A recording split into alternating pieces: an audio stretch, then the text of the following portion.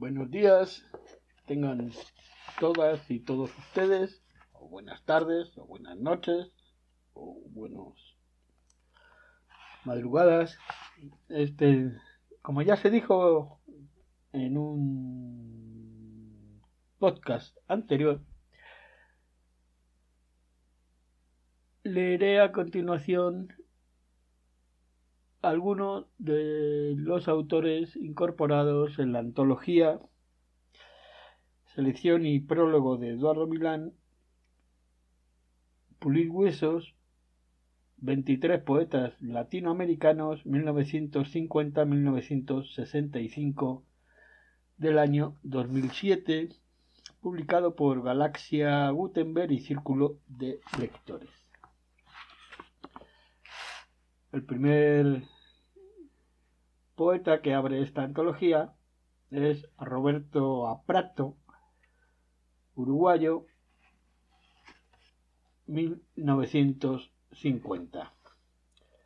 Son 12 poemas del libro Levemente ondulado. Comienzo la lectura. 1.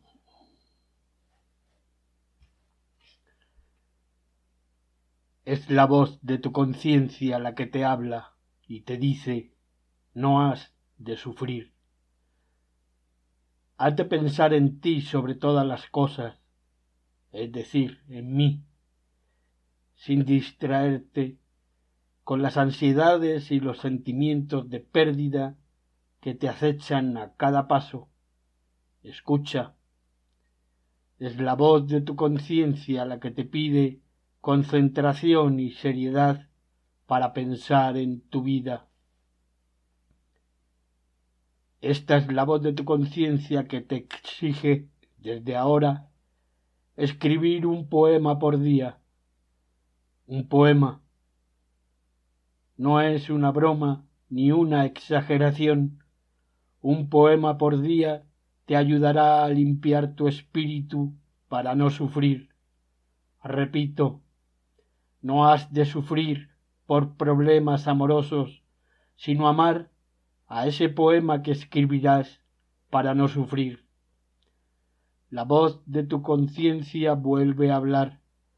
Escúchame, no te pierdas en los trajines del día, no duermas tanto, no vayas al cine solo por pasar el rato. Debí haber hablado antes, debí haberte prevenido contra todo esto, pero esperaba que actuaras por ti mismo, de modo que me mantuve en silencio. Hoy, con una voz ronca, tal vez por el desuso, pero fuerte, he decidido hablar, y por eso me estás escuchando. ¿Me estás escuchando? Hablo con una voz pausada, serena, para decirte que te quedes así, sentado, si es posible, en actitud de cumplir estrictamente mis palabras. Es en presente, es en imperativo, que te digo que te concentres, que te mantengas alejado del alcohol y de las malas compañías, que estés solo, profundamente solo, aun en presencia de los otros, que no harán sino molestarte con textos imprecisos, torpes, mal puntuados, la expresión indirecta y borrosa de sus almas. La voz de tu conciencia te dice que no los escuches, que limpies tus oídos, que te pongas de una vez a escribir el poema. Ese es el llamado.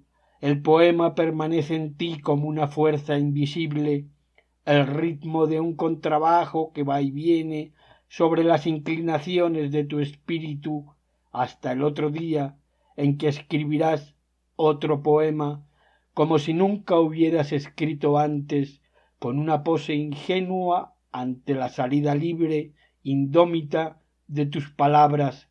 Yo las guiaré, yo, la voz de tu conciencia, capaz de ver el dolor y la imperfección en lo que has hecho. Me dirás que es tu vida, pero es también la mía. Tengo derecho, por tanto, a decirte que te calles. La voz de tu conciencia exige, perentoria, el respeto del silencio, del ejercicio espiritual de un poema por día, y lo seguirás aun cuando los demás te indiquen otro camino. Serás un hombre si puedes desoírlos y hacer solamente lo que te estoy diciendo. No pienses en otra cosa, sobre todo no pienses en eso.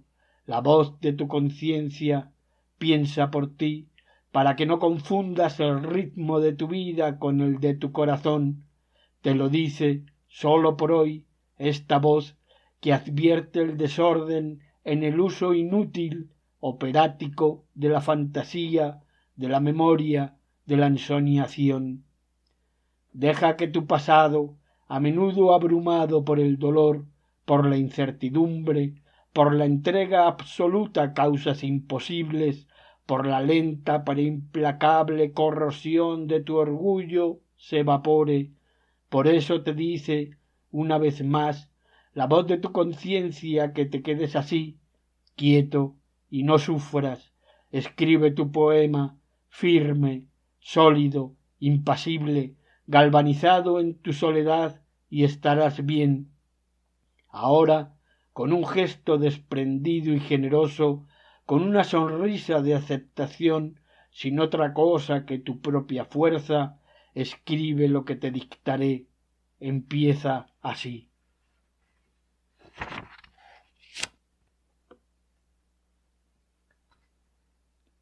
3. Belleza pura, un hueco, un nudo, un vacío, una pérdida, canales, la derivación a lo largo de un infinito que no se ve. Es eso, son los tonos de sombra divididos por la entrada del sol, un sol contra el dorso de la mano, una mancha tenebrosa, la pierna doblada por encima de los almohadones de odalisca. Es un silencio posible la inmensidad de la noche, una flor oculta en el pensamiento del brillo de la noche, la belleza pura, una inspiración compuesta de levedades, como si allí el tiempo se detuviera, una elegancia de dísticos de la repetición del amor, como una ligereza de lectura sostenida por la sombra de la caída de la cabellera, un año en particular que la presión de las circunstancias instala entre nosotros, la posibilidad queda al margen. Así, la profesora sintetiza una y otra variable de la frase como una levísima transpiración que imagina un rocío, el instante mismo de la belleza pura, al precipitarse, febril, en la línea de sus deseos. Ella sabe que la pureza de lo bello acelera las imágenes, ese calor que la sorprende, la ruboriza con algo, un límite de la respiración junto a la rambla, acaricia para que le quede un espacio libre, una floración, un corte. Comenta solamente el pasaje en que descruzó las piernas de espaldas al agua, belleza pura.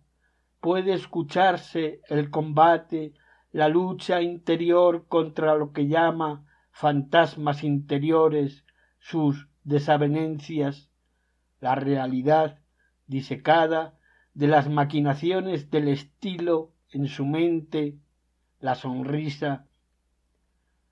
Es la disimulación instantánea de un sudor congelado mientras el investigador se desplaza por un cuarto amplio pintado del violeta. El pensamiento siente, cuando se lanza contra el límite de lo físico, el olor de la belleza pura. Ahí se para. La profesora vuelve a cruzar las piernas en un gesto de no saber. La belleza es pura, dice, purísima.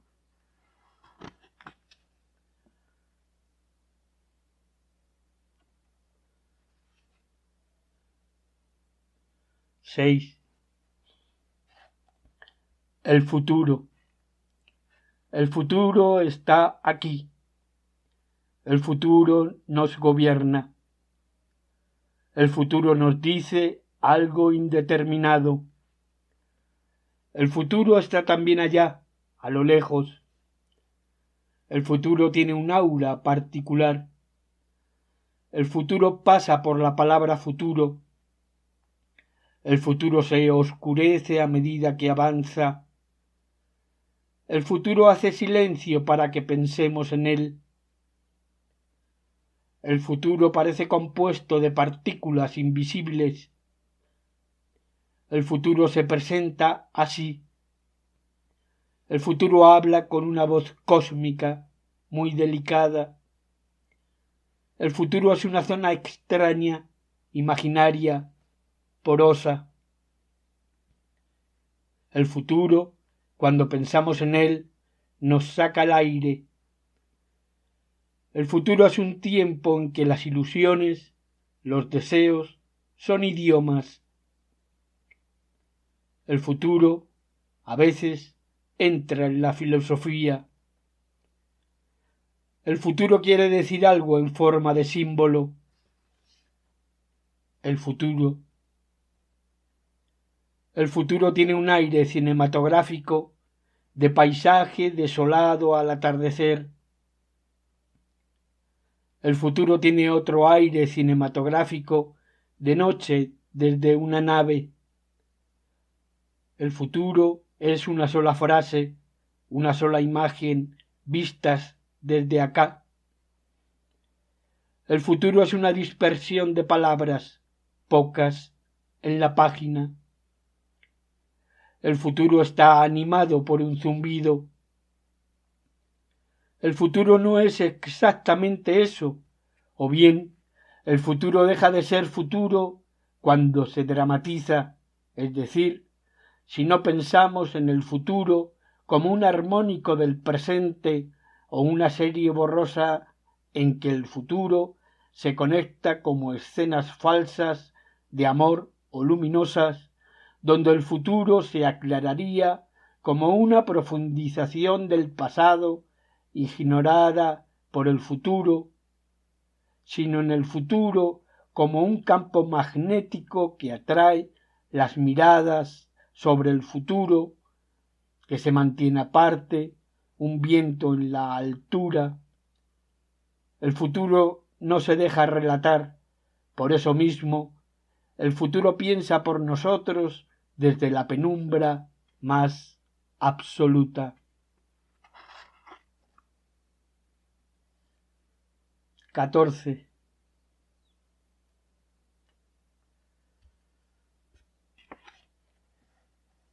Es el verbo ser, es el lugar del verbo ser, es la era del verbo ser, es lo que está en el verbo ser, o sea, lo que no se veía, un éxtasis, una noche del ser, una respiración del ser, inexpresable, inesperado, inestable, inextinguible, inescindible. Casi no se nota cómo el verbo ser está en su mismo ser. Es lo que el ser dice que es, un verbo donde no se actúa.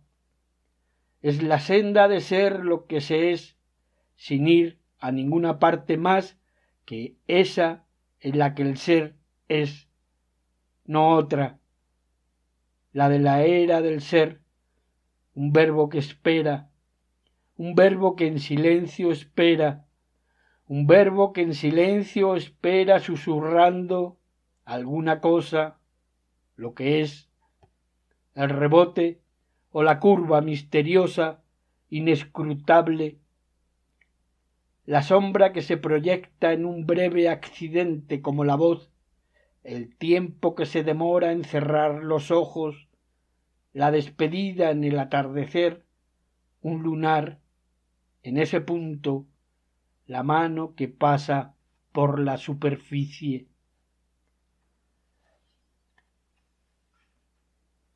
16. La palabra amor al centro, ahí, el punto donde se detienen otras cosas. Amor, la singularización rapidísima de una historia, entra, cruza la calle, de lejos, sentada, busca algo en el bolso, sale, mira, vuelve a hablar, lee por teléfono una pequeña mueca de duda, pregunta, gracias, gestos nerviosos, sonríe, un largo rato para pensar, una sola imagen, una sola persona. Ella, la misma, elijo la palabra amor, siento una especie de calma por atrás de las horas del día, de la certeza de haber estado mal más de una vez. La palabra amor pega justo en el medio, queda vibrando. Yo, poseído, transido, así se precipita la fineza y lo que no es, una agitación de la que salen cosas como manchas o lamparones, salpicaduras blancas en la continuidad y todo por un tono de voz. Entonces mi vida se levanta del suelo un par de centímetros, me sube la temperatura 3 o 4 grados por vez, no tengo nada en la cabeza salvo la palabra amor. La palabra amor aumenta la percepción de lo que se intuye. Por ejemplo, ella, haciéndose un café a 1 hora de la tarde, pensando que tomar el café le permitirá un respiro, un alto durante el cual confirma brevemente quién es, y mientras se calienta el agua pasa por el espejo sin ver, pero recuerda en el mismo acto que no está sola en el mundo y da unos pasos hacia la cocina. La cara que acaba de ver en el espejo refleja, ahora que lo piensa de manera casi inevitable, algo que le quedó en los ojos de una frase suspendida sobre las cejas, esas mismas que dirige a un costado para alcanzar el azúcar. En eso, por debajo, hay algo, supone, un germen de cuento que empieza a ver de pie contra el ventanal, contra las copas de los árboles de la otra cuadra, un aire vibrátil, un temblor que agita las hojas más pequeñas. Es simultáneo a la aparición de la primera parte, cuando deja de mirar para afuera y se concentra y siente que la piel de la frente se le tensa. Toma café, un par de sorbos seguidos, con la mirada fija en el verbo que pondrá después de la coma. En eso siente una especie de felicidad. Yo también. Está en el máximo de su belleza, el punto en que el pensamiento sobre el tiempo es tiempo y le recorre los brazos, se acaricia la punta de la nariz y dice, aparentemente no lloverá. Con una pausa en el medio, un vibrato dulce que no puede controlar, veo en lo que dice un sutil desplazamiento como una sombra muy personal de la mecánica celeste. Ella no lo sabe, sonríe y pone la taza en la pileta. Amo eso.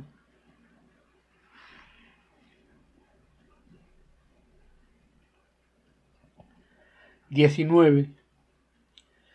Pérdida, pérdida, pérdida, la más pérdida, No hay otra cosa que perdida, todo lo que puedo pensar es pérdida, no admite traducción. Es pérdida, no es la palabra pérdida, es pérdida, salgo a la calle y es pérdida, prendo la luz del cuarto, pérdida, pienso un rato y es estrictamente pérdida, fantaseo sobre el futuro, pero enseguida es la pérdida, no es más que la pérdida. Lo que puedo hacer es pérdida, lo que se me ocurre es pérdida, si me lamento es en razón de la pérdida, todo lo demás se confronta con la pérdida. Si alguna vez hubo otra cosa, hoy es la pérdida, no es la imagen de la pérdida, es la pérdida, no es una reflexión sobre el estado actual, es la pérdida, no es el deseo de otra cosa que pudiera eventualmente consolar, sino la pérdida. La pérdida no es la debilidad que viene luego de la pérdida, no hay luego de la pérdida, es la pérdida. Acá la conciencia no juega, no puede, porque es la pérdida, por lo tanto la pérdida, hacer ver la pérdida y sólo la pérdida si uno mira para ahí.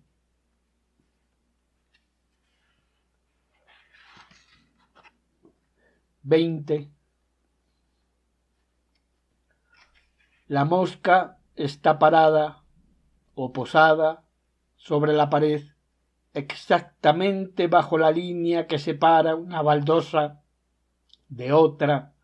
Está quieta, el cuerpo apunta hacia abajo, es un ángulo de 45 grados en relación con la línea.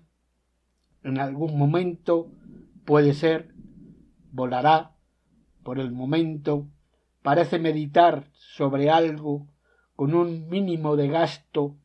Ignoro el sentido del tiempo de la mosca. Ella lo usa a la perfección. Es la idea misma de la espera solitaria, como un sheriff sin alguaciles, con las manos encima del escritorio. El sol de otoño presiona las ventanas en silencio, todo sonido, se integra la quietud de la mosca, toda furia, toda pasión, es un vuelo posible en un lugar del futuro de la mosca. El presente es un decorado que se descubre al entrar como el primer pensamiento de la pieza, y así la mosca, desde ese lugar, supera la tensión reflejada en su rostro, sin moverse, sabe, en el silencio pleno de la tarde, en la claridad que empieza a entrar en su cerebro pequeñísimo, que todo lo que está en el aire es un paréntesis de su deseo, desde ahí proyectada hacia abajo, en el gesto de aparente desinterés dibujado por su cuerpo en la baldosa, un éxtasis de imaginación sensual, la pérdida voluptuosa del sentido por el amor que la sostiene. Eso, cuando vuela, la mosca está en equilibrio con su mundo y no cae, aunque le vibren las alas de emoción.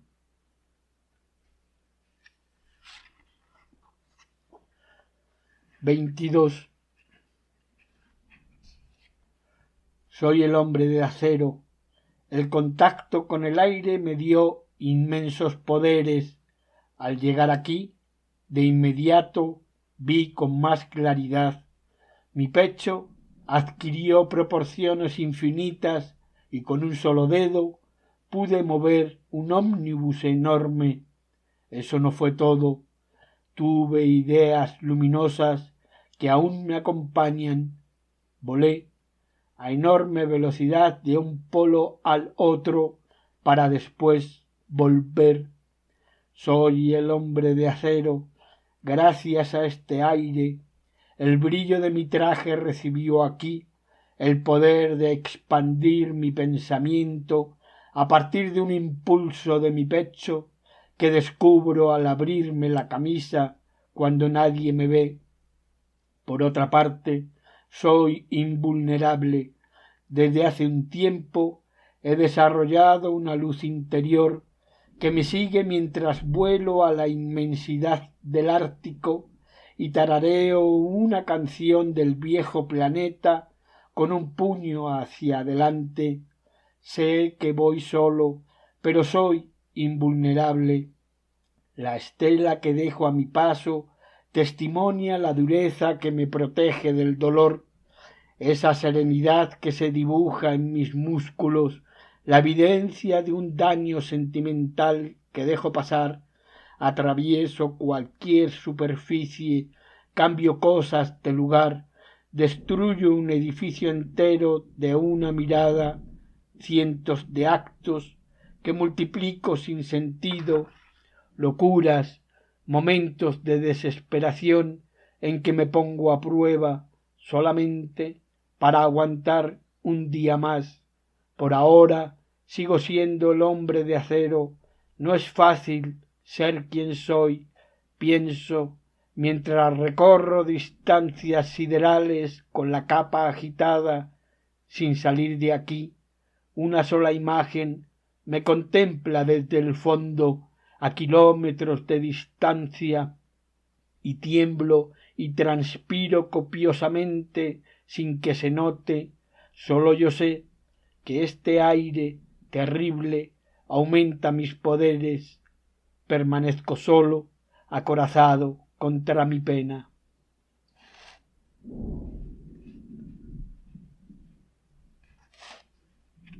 24.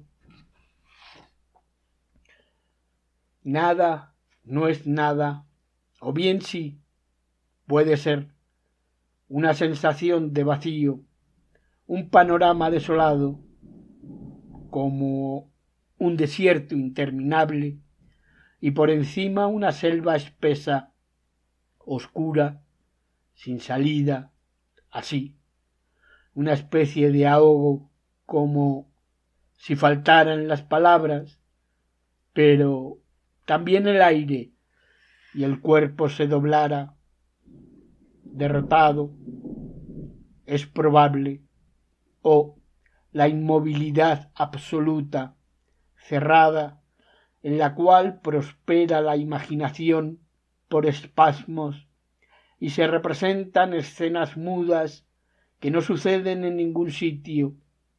Puede ser, o la reducción del universo a esas escenas como un infierno que se proyecta por atrás de los ojos sin que se pueda describirlo. No sé, del mismo modo, esa manera tan peculiar y fina del hundimiento de uno en uno mismo, ese peso de los colores, esa densidad que cae despacio sobre la superficie de las cosas y asume la forma máxima del aburrimiento, tal vez. La inmensidad de todo lo que se vio, nota por nota, pero en silencio, como si toda la belleza quedara congelada y se partiera en pedacitos, sin perder su figura, que permanece para recordar lo que se ha perdido. Eso, cuando las mezquindades, los deseos sin objeto, la repetición de gestos petulantes, el olvido de todo, caen con un sonido metálico sobre la conciencia. Tal vez el reconocimiento en un verso implacable de una verdad profunda, poco complaciente, pero profunda, sobre nuestro destino, el sentimiento de que todo se ha terminado, o por lo menos carece de sentido, pero sólo eso, no es nada, no te preocupes.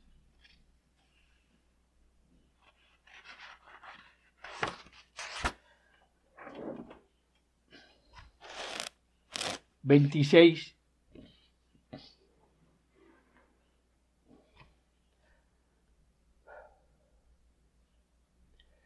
Escribir, escribir, escribir, seguir, no mirar, seguir sin parar, estar ahí, pensar, poco, sentir, la necesidad única de escribir, escribir, pasar por encima a velocidad, más velocidad, casi sin nada en la cabeza, casi insensible, escribir, escribir, mover la mano como una máquina, me detengo un segundo, pero nada, no hay nada más que seguir, hay cosas que se han olvidado, es como un páramo, una extensión ilimitada, un espacio de nieve, un blanco, el terreno vacío sobre el cual va la idea del tiempo y va la escritura que es el presente extendido como una tabla de planchar sobre la cual escribo. El pasado y el futuro a la vista de todos en el silencio de la escritura, ese éxtasis inaudible de cubrir el espacio abierto en ese movimiento en el sentido del tiempo que se recorre sin pensar, eso que es nada más que el tiempo de la acción de escribir, escribir en la absoluta perfecta intensidad lumínica de la nada, en ese punto corrido al costado de las cosas que eventualmente pasan como la poesía las ve corridas en relación a un centro en el aire de escribir la línea en una agitación húmeda en apariencia imparable que construye su propio vacío para salir de ahí a alguna parte y mantiene por encima una nube o una constelación de puntos que no bajan, la idea misma de lo que pasa, el presente, el contenido psíquico tal como se ve, es decir, el bulto de la ausencia o el brillo del bulto de lo que produce la ausencia, que se mantiene a distancia prudencial arriba, sostenido por el hilo de la concentración en la escritura, el ritmo que tiene que ser duro gracias a la velocidad de pasaje de una palabra a la otra, como un bloque que se moviliza a pesar de su peso, tiene que ser el avance de la sensibilidad sin el contenido de la sensibilidad, es decir, más ligero, después de la coma, el impulso que la escritura fija por un segundo se balancea sobre sí misma y sigue como agarrada a lo que quedó en la palabra anterior sin que desaparezca la constelación o nebulosa de la ausencia, ese relativo nivel de dolor que en el mundo se esconde, pero la escritura va más allá, justamente es de ir más allá que se trata para que salga de una vez el orgullo, la fuerza, la inervación inmediata del instante en que se prueba, se revela, se ve al margen del margen, como un lago que se formara por la caída de gotas desde el compacto de la escritura, lo que es uno, el orgullo en directo, la vida de uno, no la vida en general, sino la vida en su irreductible singularidad que queda de esa manera reducida a la noción de línea sobre la cual se ordena, se van poniendo cosas que pasan, eso es lo que avanza, ese es el arrastre que se logra al ir más allá hasta un campo en blanco donde aparece la frase «esa mujer me mató» o «esa mujer me sacó el piso de debajo de los pies» o «me siento espantosamente mal», una frase como un grumo segregado instantáneamente, como una estática del pensamiento, una ráfaga eléctrica simultánea al acto de escribir en simultáneo que me devuelve al tiempo en que escribía, me pone allí donde todo se comprende, en esa zona que habito al ras de la razón, ensimismado a la altura de un estricto sentimiento de sí, sin llanto, un sentimiento de todos los tiempos, como si la escritura liberara, arara la tierra y dejara a la vista otra tierra, y ese grumo es un canto involuntario, un gruñido que se apaga con la imagen de ella diciendo no sé qué cosa, que se hunde en un pantano, un fondo insondable, derrotada por la afirmación feroz de eso que se podría llamar talento, si te viera de lejos, pero es solo. Ganas el deseo de seguir que mejora la escritura a la larga, de seguir en una línea recta para allá, para el lugar donde mueren los suspiros, el estricto final hacia ese punto jamás visto que queda después de toda evaluación, después de todo lo que queda después de decir esa mujer amadísima me aniquiló, esa mujer divina, dulce, me hizo pedazos, lo que queda después de la madurez casi perfecta de decir no me importa, la vida seguirá, porque estoy hablando de mí, no de la vida, las cosas en la escritura llegan a ese punto que va desapareciendo, pero existe como proyecto, es lo que es, porque escribir es eso, un solo culto, es la forma irreductible de la negación, el amor encarnado en el dibujo incansable de la letra, así el signo, que sigue el signo que se inscribe casi sin respirar, como si entrara en una zona íntima de diálogo, de cámara consigo mismo, y así se oye una voz, su propia voz. En esos momentos es cuando el arte se eleva, cuando lo íntimo pasa a ser el sitio para la cita impredecible, seguida por un soplo de viento que se conecta de inmediato con el trabajo durísimo de los últimos años. El repertorio de la sensibilidad es el arte tal cual es, el límite de lo que puede acariciarse de ida y vuelta en el lomo de los clásicos mansamente. El arte de amar es parte de este impulso de avanzar bajo el agua en la línea, sumido en la contemplación de un punto en lejanía, en el éxtasis de sentirse bien, sostenido ligeramente por la idea de bien que acompasa la hermosura del estado presente espiritual, el éxtasis de avanzar hacia allá, por el vacío como un sendero de rocas húmedas, en la playa con el sol alto, la suspensión de la pregunta ¿por qué?, de la pregunta ¿cómo?, ¿por cuánto tiempo? Esto es el espectáculo de la escritura que levanta los tiempos pasados en el siseo delicadísimo de lo que no se sabe, pero en eso se revela en el blanco, entre un momento y otro de la historia, el pensamiento. Se despliega sólo en esto la escritura de todos los tiempos, la mano para siempre al servicio, la mano camina por la línea, por encima de las circunstancias de la vida, donde está la vida, el sentimiento razonable, eso que se levanta como un humo, el desprendimiento energético del acto fuerte, salvaje, violento de escribir, que se ve a través de los ojos del espacio mínimo entre letra y letra, ese que asoma desde el fondo, desde el comienzo, el cero agitado en este momento por la vibración del adjetivo dulce, la preposición para, el artículo la, que suena como un solo del sentimiento que baja sobre el tiempo de las acciones, sobre un concepto de vanidad del mundo, mientras avanza el auto y dice te quiero muchísimo, como un aroma femenino que la canción mental ampara mientras sigo escribiendo, es la belleza contra la evidencia y suena.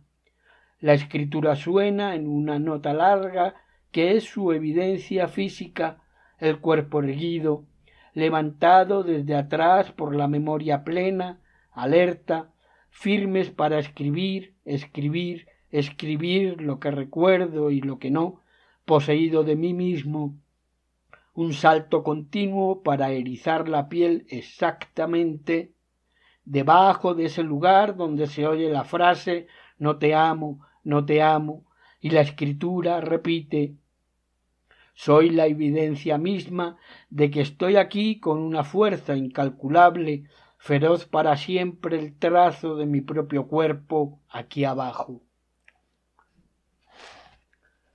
28. Unas palabras sobre el talento, los brazos hacia arriba, el pecho inflado para celebrar la felicidad del talento. Hablo desde un momento particular de aire despejado, en el cual se insiste sobre todas las cosas en lo que puede ser el talento, una gracia, una habilidad, un segundo antes de la tristeza final. La perfección en ese punto, algo se agita en este momento particular sin salir de su sitio. Es la voz de la patria que se alza en el silencio del mundo como un hueco que va por debajo de la continuidad miserable a toda velocidad. El talento, el saber, la maravilla instantánea de un negro cantando, una familiaridad con el piano, una palabra justa, el sesgo del silencio, cuando parece que todo se ha perdido. Ese es el presente del que tiene talento, el que no está desesperado y toca, en la mayor proximidad de sí mismo, lo que quiere, lo que ya sabía. Un punto cualquiera se levanta y deja un mínimo rastro, y uno recuerda entonces un paseo nocturno, la prolongación de una mirada sobre un espacio vasto, tanto como la inspiración lo permite al salir en vuelo rasante, una cuestión de dignidad súbitamente descubierta. Eso es el talento, una nube que requiere silencio, como cuando uno se desprende de una situación dolorosa y cambia de idea, no abandona el amor y lo convierte en el acto de cantar la celebración del talento, ahora de pie, ante sí mismo, por el paso de un verso a otro, un campo cubierto de niebla, el brillo de un mechón de pelo a cierta hora de la tarde, el sonido de la propia voz al decir, palabra por palabra, lo que se tiene en la cabeza, el sufrimiento en suspenso, los pies quedan un poco, solo un poco, por encima del suelo. 29.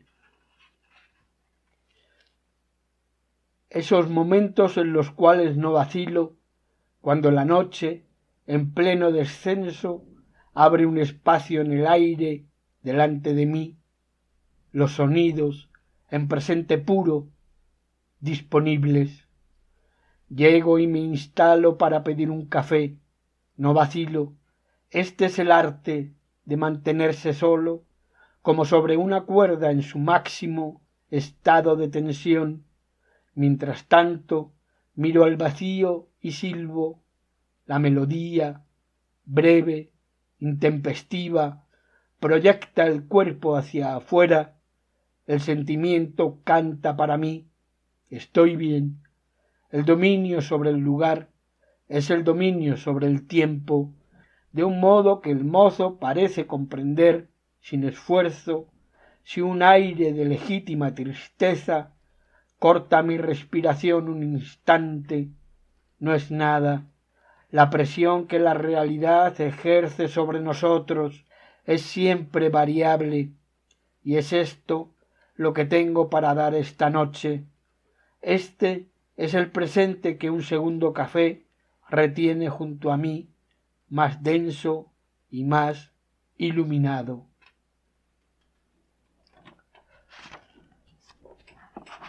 Selección de Eduardo Milán, estos 12 poemas de Roberto Prato, Uruguay, 1950.